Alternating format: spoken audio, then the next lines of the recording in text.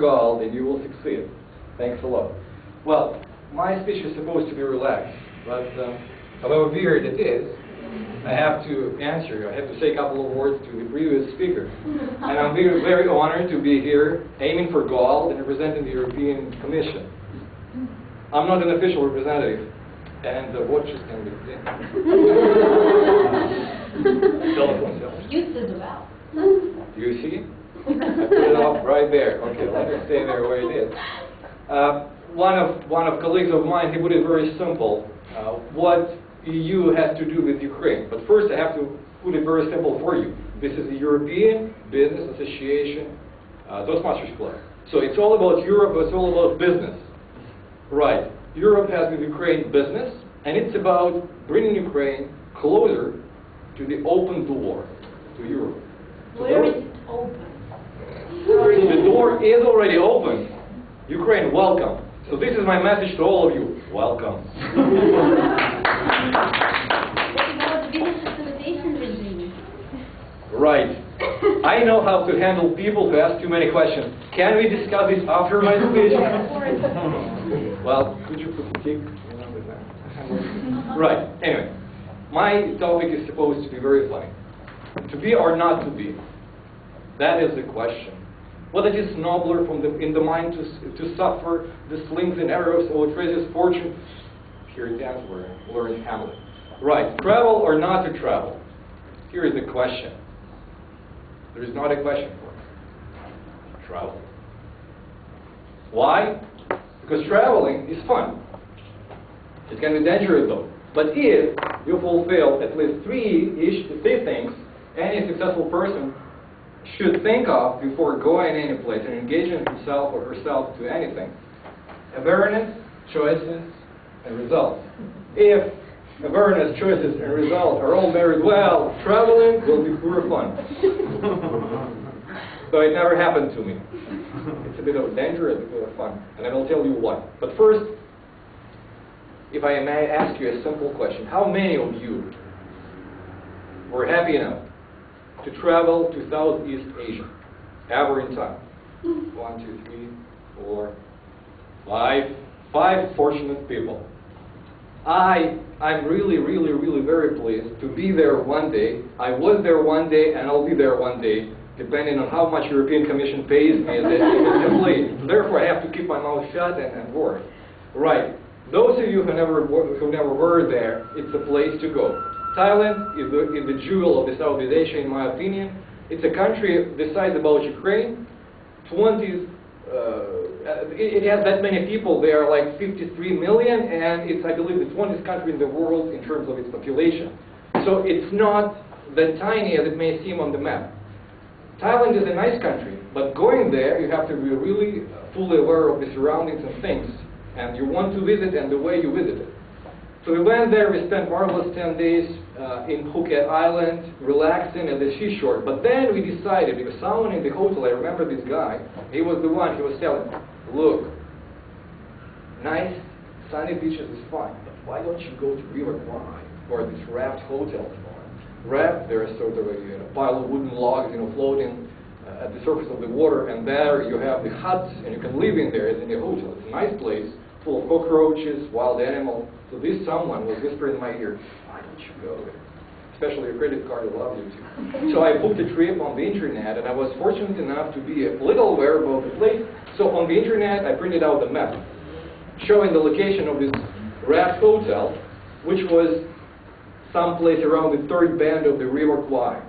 So we decided to go there. Bangkok, we came in, airport, local travel from Phuket to Bangkok, sweating, hot, lots of taxi queuing right in front of the airport. So we get out there, and I was pretty sure that this place would be near to the big town there in the northern Thailand. So we went out there in this huge line. You may go for private ones, but there were state ones. So we hailed a taxi. Before doing that, we asked who knows the place where we are going. Many people were very keen on insisting on married taxi drivers, but one of them was the first one, Mr. Cole. Excellent gentleman. Did I tell you that the majority of the population in Thailand, they are Buddhists? meaning that very polite, very nice people ready to assist you. And this gentleman, in his 50s, he was the most eager to assist us. He ran around, got the first in the queue, and said, "Yes, I know the place. Why don't we go?" And off we go. Mr. Hoy in the front seat, my wife and I at the back. Bottle of water with us, we traveled with our bottles. And we are discussing things, and my wife goes, "Look, are you sure that we know the place?" He's a nice guy, but he was that quick in responding, "Yes, I know the place." Now the problem, I told you, I have this car, I have this map, so with a little fortune, and this guy driving in full tank of gas, we will be there in a second. Mr. Hoy was very nice. He spoke little English, but he was gentle enough, and I believe for him it was even a bit, he felt a bit uneasy sitting with his back towards us. So he tried almost all the time, turn back and explain to us something in his crude English, which we appreciated a lot because he really spoke, we could understand what he was talking about. Hour passed. We were driving towards north, nice place, nice car, excellent gentleman. Then we took the wrong turning. I only figured this out because I saw this man on a bicycle before. This was another man hawking with 2 sacks of something, carrying them over the shoulder. And I saw this man out. So I was I grew a bit suspicious. I told my wife, "Look, does this guy know the place?" She said, "Yeah, sure, we are driving already an hour and a half. He should know exactly the way." Right. He did not. 2 hours in, he turned to us asking for directions. Then the local police officer was assisting us. Then the bus, hailed by the taxi driver, with the driver explaining to him how to go to the place. And on my map, it appeared to be that the people who put it together, they forgot that you should put everything to scale. This town, it was close to our hotel, which was like a centimeter on the map. This was 2 meters on the map. For the sake of, saving on the place, they cut the map and put it together. We managed to get to our destination finally. How many people have we been asking about the directions? After we talked to the police officer, I saw the bicycle van, and this was the coach driver. Guess. 5.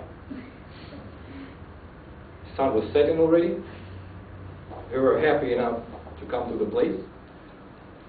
There we had a little skirmish with the local guys, on the boat, who didn't want to accept us on the boat. Mr. Hoy helped us a lot. He even offered us some money. But he said, "No." He said, "Could you pay me that? Because I've been traveling 3 extra hours to take you to this far and forlorn place with no directions at all. And I managed to do that. And could you pay me some little monies for me to get back to where I live?" We did not. We were frustrated as well. Now I know we should. So, whenever you travel, take it as more fun and less danger. If people ask directions, answer. If you have a map, check it out. Be aware. Make the right choices. Meaning, when the guy asks you, when the guy someplace, very deserted one and far, far away from the place you left, ask you for some money, give him some money. And then, with a little luck, you will get to some results. It could be traveling and danger. It could be traveling, danger, and fun. It could be traveling with no danger and lots of fun, which I wish to all of you.